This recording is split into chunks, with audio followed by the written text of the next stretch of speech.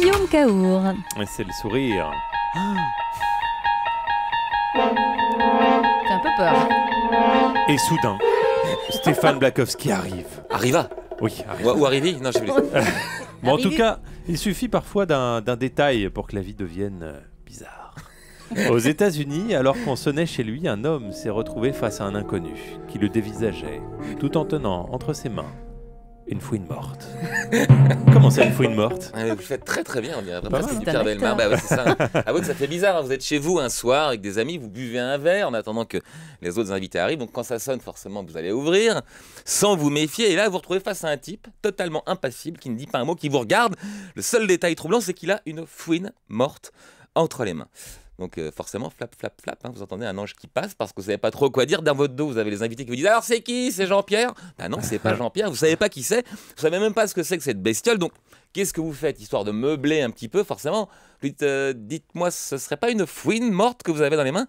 Et là, direct, pan, il vous en colle une en pleine face, le poing sur la figure. Il s'approche et dit « C'est pas une fouine, c'est une belette. » Et il part sans ajouter un mot. Et des fois, la vie est bizarre, mais à ce point, quand même, on sait...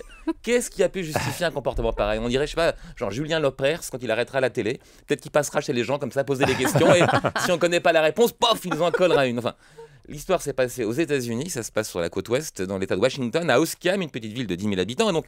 La police est venue, elle a interpellé l'agresseur, alors qui finalement cherchait l'amant de sa femme, mais à la mauvaise adresse. Quant à la fouine, il n'a pas vraiment d'explication. Il l'avait trouvée sur le bord de la route, il l'avait ramassée. Simplement, les policiers ont examiné l'animal.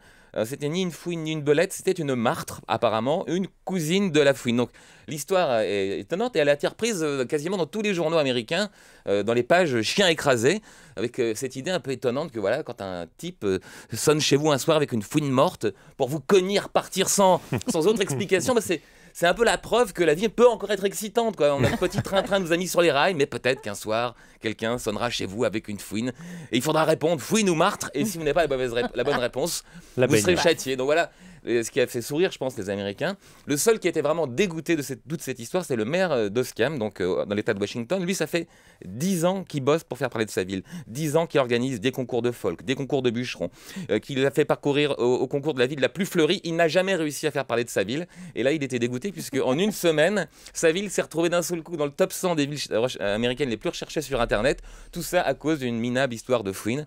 Et donc, il en est venu à s'interroger sur les journalistes. Est-ce qu'il ne serait pas un peu attiré par le sensationnel et le futile? Oh non. N'importe quoi. Jamais. Oh. Le sourire de Stéphane Blakowski. Vous croyez que ça marche pour la météo, ça aussi?